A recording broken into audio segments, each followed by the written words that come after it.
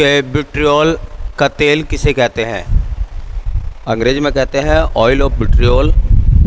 Oil of vitriol किसे कहा जाता है? पोटेशियम डाइक्रोमेट को, फास्फोरिक एसिड को, कैल्शियम हाइड्रोक्साइड को या सल्फ्यूरिक एसिड को? ऑयल ऑफ विट्रियोल किसे कहा जाता है? तो ऑयल ऑफ विट्रियोल कहा जाता है बेटा सल्फ्यूरिक एसिड। सल्फ्यूरिक एसिड के बारे में 4-5 बातें और नोट कर लो। जैसे सल्फ्यूरिक अम्ल का जो सूत्र है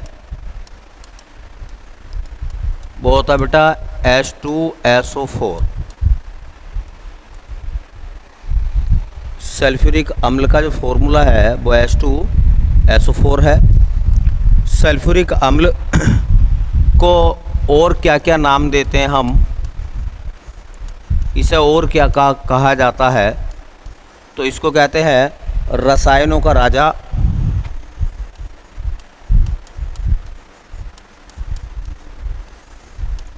रसायनों का राजा, किंग ऑफ केमिकल्स, रसायनों का राजा। इसी को कहा जाता है गंधक का अम्ल, गंधक का अम्ल, और इसी को बोलते हैं ऑयल ऑफ विट्रियोल। अंग्रेजी में इसी को कहा जाता है ऑयल ऑफ विट्रियोल।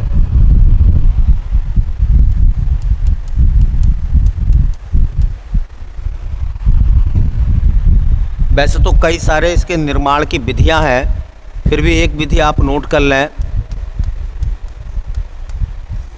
निर्माण की विधि, इसको बनाने का जो तरीका है उसमें एक आता है सीसा कक्ष विधि।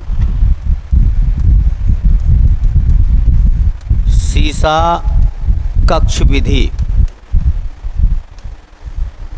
एक सीसा कक्ष विधि होता है और एक होता है संपर्क विधि।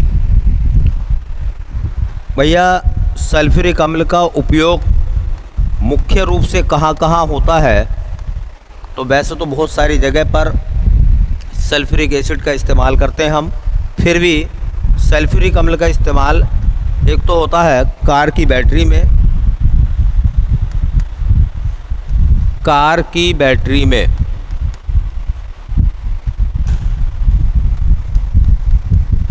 ये जो इन्वर्टर वैटर होता है ना, इन सब में जो एसिड पड़ता है, तेजाब डालते हैं ना, तो वो सल्फ्यूरिक अम्ल होता है। ठीक है, और इसी का इस्तेमाल करते हैं हम तेल शोधनशाला में। तेल शोधनशाला में मतलब जो तेल की रिफाइनरी है, उन तेल की रिफाइनरियों में सल्फ्यूरिक अम्ल का इस्तेमाल होता है। तो 4-5 बातें आपको याद रखनी है। सल्फ्यूरिक अम्ल का फॉर्मूला होता है H2SO4। सल्फ्यूरिक अम्ल को कहते हैं रसायनों का राजा, किंग ऑफ केमिकल्स। सल्फ्यूरिक अम्ल को कहते हैं गंधक का अम्ल। सल्फ्यूरिक अम्ल को कहते हैं अंग्रेजी में ऑयल ऑफ विट्रियोल। निर्माण की तरीका या विधि जो है वो सीसा कक्ष विधि है। संपर्क विधि भी होती है सल्फ्यूरिक अम्ल के निर्माण की। उपयोग कहाँ करते हैं? बैटरी में। बैटरी में जो तेजाब पड़ता है वो सल्फ्यूरिक अम्ल होता है। तो कार की बैटरी, ट्रक की बैटरी या घर में जो इन्वर्टर और बैटरी का इस्तेमाल हम करते हैं, सल्फ्यूरिक अम्ल पड़ता है उसमें। और तेल शोधनशाला जो रिफाइनरी होती हैं, जहाँ पर पेट्रोलियम से डीजल अलग, पेट्रोल अलग, मिट्टी का तेल अलग, ये सब चीज़ें अलग अलग करते हैं, उसमें सल्फ्यूरिक अम्ल का इस्तेमाल होता है। ठीक है, चलिए अगला सवाल है इसके बाद।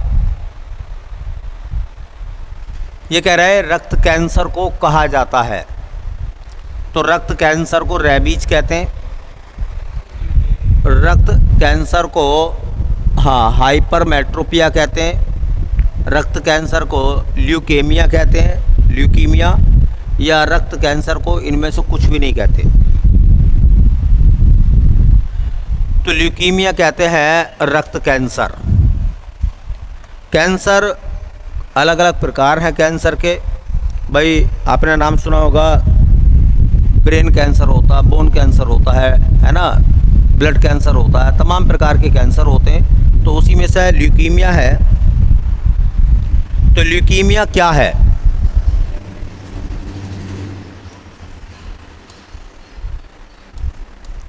ल्यूकेमिया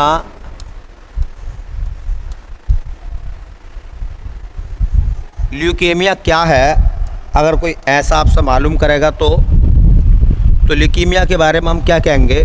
देखिए, ल्यूकीमिया के अन्य नाम, वैसे तो इसको कहते हैं रक्त कैंसर,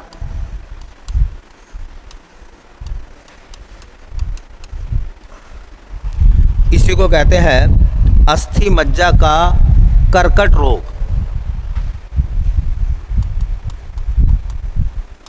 अस्थि मज्जा का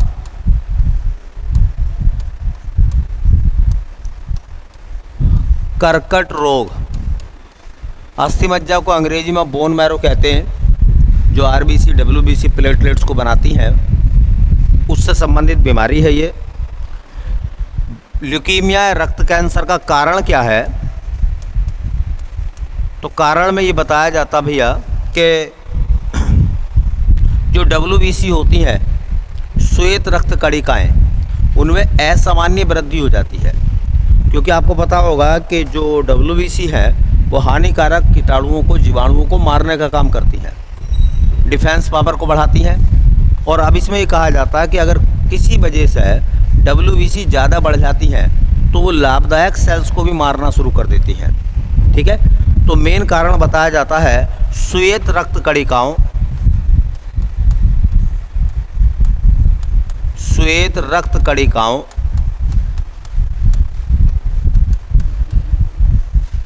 अर्थात डब्ल्यूबीसी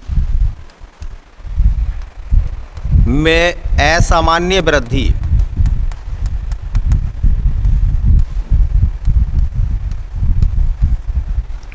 डब्ल्यूबीसी के अचानक बढ़ने पर, डब्ल्यूबीसी के अचानक बढ़ने पर ब्लड कैंसर हो जाता है।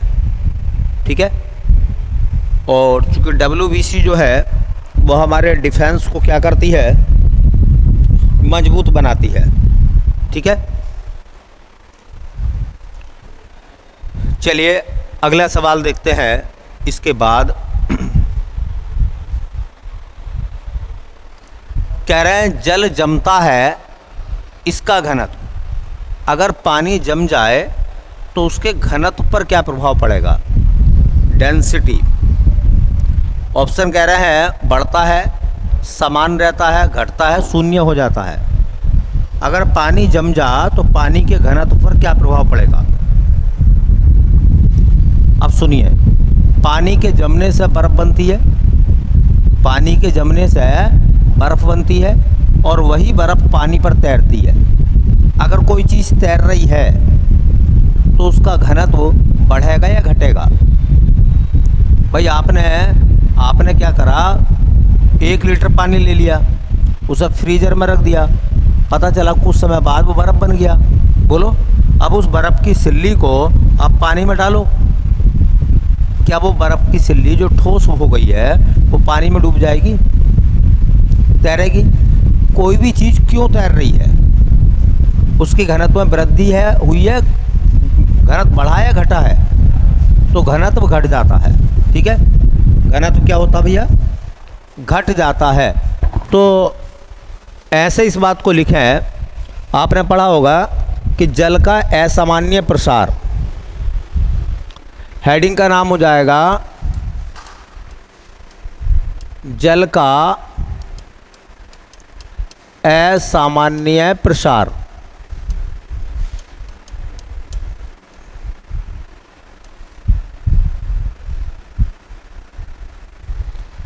देखिए, बाकी द्रवों के मुकाबले जल जो होता है वो अपना एक्सपेंसिव मतलब प्रसार अलग अलग व्यक्त करता है बाकी द्रवों के मुकाबले। जैसे देखिए, मान लीजिए अपने पास में स्केल हम बना लें, यह हमने कोई स्केल बना लिया टेम्परेचर के अकॉर्डिंग, यह है 4 डिग्री सेंटीग्रेड। ये 4 डिग्री सेंटीग्रेड है। ऊपर अगर आप चलोगे तो 4 डिग्री के ऊपर मान लो 5 डिग्री सेंटीग्रेड भी आएगा, और ऊपर चलोगे 10 डिग्री सेंटीग्रेड भी आएगा, और ऊपर चलोगे 20 डिग्री सेंटीग्रेड भी आएगा, हो सकता और ऊपर चलोगे तो 50 डिग्री सेंटीग्रेड भी आएगा, और ये प्रक्रिया चलती रहेगी। नीचे चलोगे तो 4 डिग्री है, 4 डिग्री के बाद में मान लो कहीं 1 डिग्री आएगा, 1 डिग्री के बाद में कहीं 0 डिग्री आएगा, फिर माइनस में आएगा मान लो -1 डिग्री सेंटीग्रेड, फिर माइनस में आएगा मान लो -10 डिग्री सेंटीग्रेड, फिर माइनस में आएगा -20 डिग्री सेंटीग्रेड। ऐसी प्रक्रिया नीचे की तरफ चलती रहेगी। आपने एक बात सुनी होगी, देखिए जल का सर्वाधिक घनत्व कितने डिग्री सेंटीग्रेड पर होता है? बोलो 4 डिग्री सेंटीग्रेड पर। 4 डिग्री सेंटीग्रेड पर जल का सर्वाधिक घनत्व होता है, सर्वाधिक घनत्व। अब एक बात बताओ, अगर 4 डिग्री पे सबसे ज़्यादा घनत्व हो चुका है तो 4 डिग्री से अगर आप ऊपर की तरफ जाएंगे तो घनत्व पर क्या प्रभाव पड़ेगा? 4 डिग्री से अगर आप ऊपर जाते हैं तो घनत्व बढ़ेगा या घटेगा? घनत्व कहते हैं जल के अंदर भारीपन, घटेगा या बढ़ेगा? अरे पानी को उबालोगे तो भाप बनकर उड़ेगा नहीं उड़ेगा? अगर कोई चीज़ भाप बनकर उड़ रही है, क्यों उड़ रही है भाई? हल्की हो रही है, भारी? हल्की हो रही है, और हल्की होने का मतलब है कि जल का घनत्व घटता है।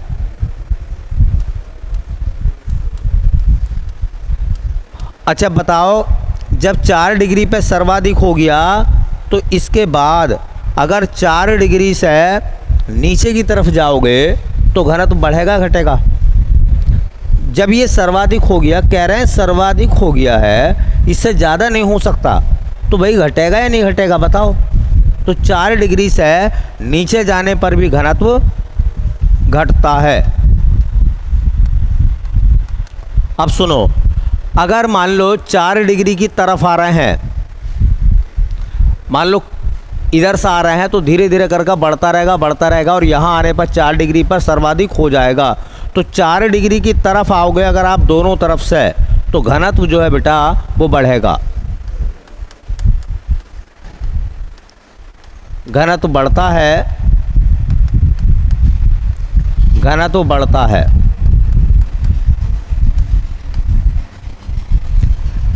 अब देखो, घनत्व और आयतन एक दूसरे के उल्टे होते हैं। घनत्व और आयतन एक दूसरे के उल्टे होते हैं। अगर 4 डिग्री पर घनत्व सर्वाधिक है तो आयतन कैसा होगा? न्यूनतम आयतन, न्यूनतम आयतन। जल का सबसे कम आयतन किस ताप पर होता है? 4 डिग्री सेंटीग्रेड पर जल का आयतन सबसे कम होता है। 4 डिग्री सेंटीग्रेड पर जल का आयतन सबसे कम होता है। अब ये चूँकि सबसे कम है, अगर आप ऊपर की तरफ जाएंगे, देखो 4 डिग्री से ऊपर जा रहे थे तो घनत्व घट रहा था, आयतन क्या होगा बेटा? उल्टा प्रभाव पड़ेगा, बढ़ता है। 4 डिग्री से नीचे जा रहे थे तो आयतन घट रहा था, लेकिन 4 डिग्री से नीचे जाओगे तो आयतन बढ़ता है।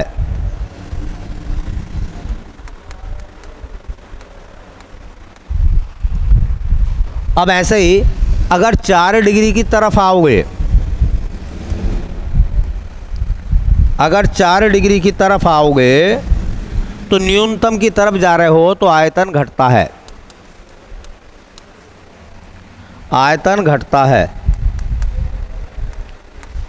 ये ग्राफ है और इस ग्राफ की मदद से आप कितने भी सवाल सोल्व कर सकते हैं। एक बात बताओ, पानी कौन से ताप पर जमेगा?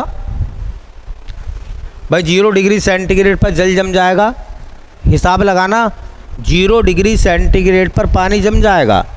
तो जब 4 डिग्री से 0 डिग्री की तरफ चलोगे तो आयतन पर, घनत्व पर क्या प्रभाव पड़ेगा? घनत्व घटेगा और उसका आयतन बढ़ेगा। तो देखो, जैसे पूछा है कि जल जमता है इसका घनत्व, अगर जल जम रहा है, जल जमेगा या जल जमता है, तब दो प्रभाव दिखाई देंगे। पहला प्रभाव दिखाई देगा घनत्व घटेगा, घनत्व घटेगा, और दूसरा प्रभाव दिखाई देगा, देखो तुमने देखा होगा अगर आप कभी फ्रिज में पानी भर कर रख देते हैं बोतल में, और अगर वो बोतल का पानी जम जाता है तो बोतल फट भी जाती है। अगर आपने फुल बोतल भरी है पूरे पानी की तब। इसलिए तुमने देखा होगा जितने भी सिरप आते हैं औषधि वाले, कोल्ड ड्रिंक की बोतल को आपने देखा होगा थोड़ी खाली नहीं छोड़ते। अगर वो फ्रीज़र में रखने पर जम भी जा तो इतना स्पेस मिल जाना चाहिए ताकि वो जमे हुए भाग का आयतन पूरा हो सके। इसलिए कहा जाता है कि जल को जब जमाया जाएगा तो उसका घनत्व घटेगा लेकिन उसका आयतन बढ़ता है, आयतन बढ़ता है। अगर मान लो मैं एक सवाल लिख दूं, यदि जल को, एक उदाहरण लिख रहा हूं, यदि जल को 10 डिग्री सेंटीग्रेड से -10 डिग्री सेंटीग्रेड तक ठंडा किया जाए,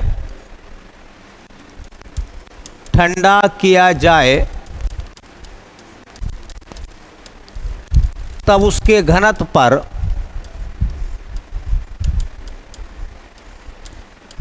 क्या प्रभाव पड़ेगा? क्या प्रभाव पड़ेगा? अब सवाल को समझना, और ये ग्राफ अपने आप बता देगा क्या मामला चल रहा है। जल को 10 डिग्री से -10 डिग्री तक पहुंचाना है, तो 10 डिग्री तो ये है। अब -10 तक पहुंचाना है तो पहले 10 से कहाँ तक आओ, बोलो 4 तक आओ। तो जब 10 से 4 तक आएंगे नीचे की तरफ ऐसे, तो बताओ आयतन क्या हो रहा है, घनत्व क्या हो रहा, बढ़ रहा है। तो पहला घनत्व बढ़ा, उसके बाद में 4 डिग्री से यहाँ से आगे निकल जाओ -10 तक, यहाँ तक। तो अब ये वाली लाइन आ गई, तो आयतन क्या हो रहा, तो पहले आयतन बढ़ता है, घनत्व बढ़ता है, फिर घनत्व घटता है। तो अगर जल को 10 डिग्री से -10 डिग्री तक ठंडा किया जाए तब उसके घनत्व पर क्या प्रभाव पड़ेगा भैया? तो पहले घनत्व पहले बढ़ेगा और फिर क्या होगा, फिर घटेगा। अगर यही बात घनत्व की बजाय पूछ लेते आयतन पर क्या प्रभाव पड़ेगा, अगर आयतन की बात करते तो देखो -10 से 4 तक आते ये वाली लाइन, तो आयतन क्या होता, घटता।